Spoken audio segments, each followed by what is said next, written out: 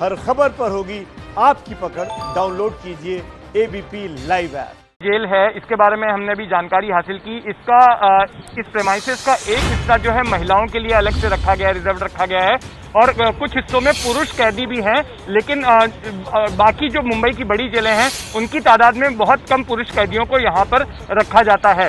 तो महिलाओं के लिए अंदर विशेष महिला पुलिसकर्मी जो जेल कर्मी होती हैं वो यहाँ पर मौजूद हैं, लेकिन इसके अलावा कोई अलग से इंतजाम नहीं है। जैसा कि रणवीर आपको प्रक्रिया समझा रहे थे कि जब एक बार कोई कैदी आता है नया जेल में तो किस तरह से उसको एक क्वारंटाइन बैरक में पहले रखा जाता है और उसके बाद में फिर उसको रेगुलर बैरक में रखा जाता है। लेकिन मुझे लगता है कि आज कुछ ही देर बाद जो है एनडीपीएस की कोर्ट में इनकी जमानत की अर्जी दाखिल कर दी जाएगी और जमानत पर दोनों ही पक्षों में बहस होगी। हो सकता है कि सेशंस कोर्ट इस मामले में आज फैसला सुना दे या फिर 1 या 2 दिन का समय भी ले सकता है।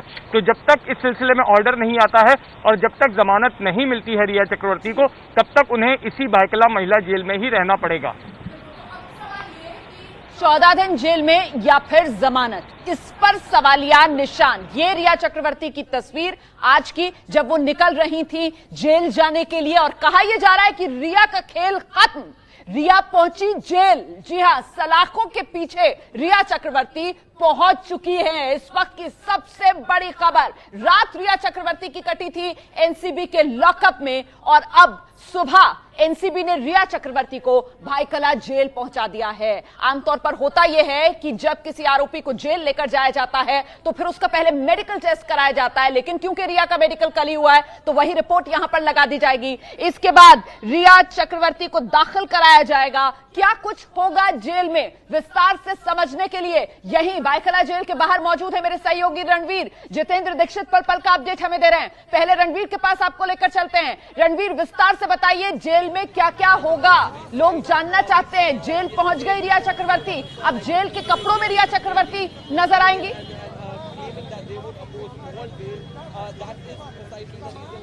देखिए, जेल तो जेल है और जेल के जो नियम हैं उनके बारे में पहले बात कर लेते हैं। जैसा मैंने पहले भी बताया कि सबसे पहले यहाँ पर मेडिकल कराए जाने का नियम है। कोई भी जब जेल पहुंचता है तो पहले मेडिकल होता है, लेकिन चूंकि कल ही गिरफ्तारी के तुरंत बाद सायन अस्पताल में रिया चक्रवर्ती का मेडिकल कराया गया था, इसलिए उसी मेडिकल रिपोर्ट को यहाँ पुलिस वाले जेल प्रशासन को सौंपेंगे।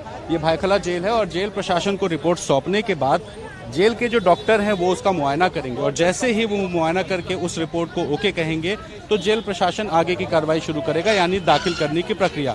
दाखिल करना यानी जेल में दाखिल होने के लिए कैदी का जो नाम, पता और बाकी डिटेल्स होती हैं वो सारी डिटेल्स जेल के रजिस्टर पर लिखी जाएंगी। जब वो प्रक्रिया पूरी हो जाएगी तो जेलर तय करता है कि उसे किस बैरक में रखना है। कई किस्म के बैरक होते हैं, आइसोलेशन भी होता है, लेकिन अगर जेल मैनुअल की बात करें तो मुलाइजा बैरक यानी कि क्वारंटीन बैरक में रखने का प्रावधान होता है, ताकि 10 दिनों तक उसके अंदर कोई संक्रमण, कोई बीमारी, किसी तरह का दौरा, मिर्गी का रोग या कोई भी ऐसी अन्य प्रॉब्लम हो तो उसको एक तरह से ऑब्जर्वेशन में रखा जाता है और इस दौरान जो सिपाही होता है वो उसको देखता है, पड़ताल करता है और 10 दिन में एक रिपोर्ट देता है कि इस कैदी में कोई दिक्कत नहीं है, इसको रूटीन जगहों पर रखा जा सकता है। तो अगर रिपोर्ट 10 दिन में नॉर्मल आती है तो उसके बाद रूटीन बैरक जो भी तय की जाती है वो जेलर तय करते हैं और वहाँ रखते हैं।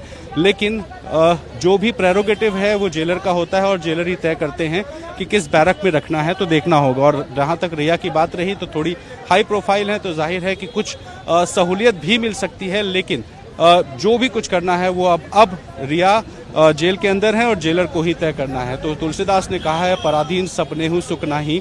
तो यहाँ तो जेल है तो मुश्किलें तो होंगी और मुश्किलें लगातार बढ़ती जा रही हैं, तो बहुत ज्यादा बढ़ गई हैं दिक्कतें। जी बिल्कुल, अब ये चाहे हाथ कितना भी हिलाया जाए, लेकिन जब पराधीनता स्वीकार करनी पड़ती है तो उसके बाद ही उसका एहसास होता है। हम हमारे सहयोगी अजय दुबे भी हमारे साथ हैं जो लगातार एनसीबी के दफ्तर से भायखला जेल तक रिया के साथ में थे।